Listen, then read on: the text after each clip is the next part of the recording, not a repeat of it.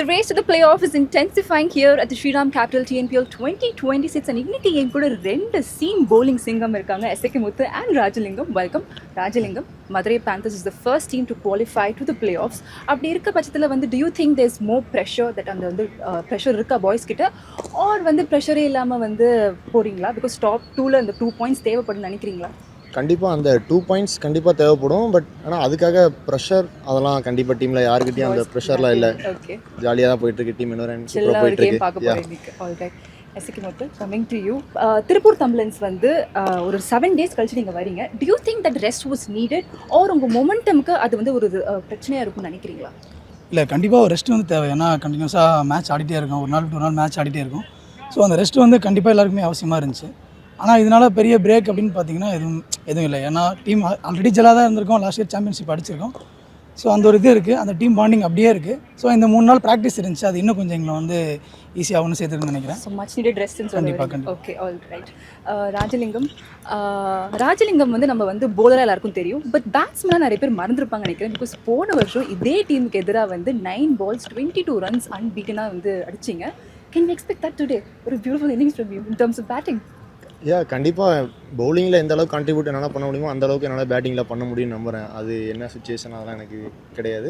பேட்டிங்கில் என்னால் கண்டிப்பாக பெருசாக டீமுக்கு பண்ணி தர முடியுன்ற நம்பிக்கை இருக்குது.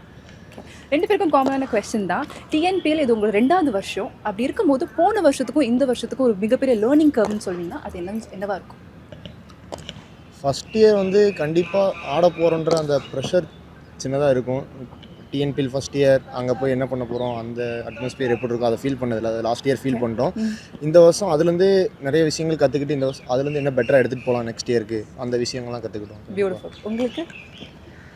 கண்டிப்பாக லாஸ்ட் டைம் விட இந்த வருஷம் டிஎன்பிஎல் வந்து ரொம்ப பெட்டராக இருக்குது. ஏன்னா எல்லா பிளேயர்ஸுமே வந்து குவாலிட்டியாக ஆரம்பிச்சிருக்காங்க. இன்னும் லாஸ்ட் இயரை விட இந்த வருஷம் இன்னும் பெட்டராக ஆடுறாங்க. ஸோ அதுக்கேற்ற மாதிரி பவுல் பண்ணலாம். இன்னும் இந்த விக்கெட் எல்லாத்தையும் அடாப்ட் பண்ணி கொஞ்சம் பவுலிங் பண்ணலாம். நாங்களாக இருக்கட்டும், இல்லை பேட்ஸ்மேன் வந்து செமையாக ஆடுறாங்க. லாஸ்ட் இயர் வந்து செமையாக ஆடுறாங்க. ஸோ இதுலேருந்து நிறையா கற்றுக்க முடியுது.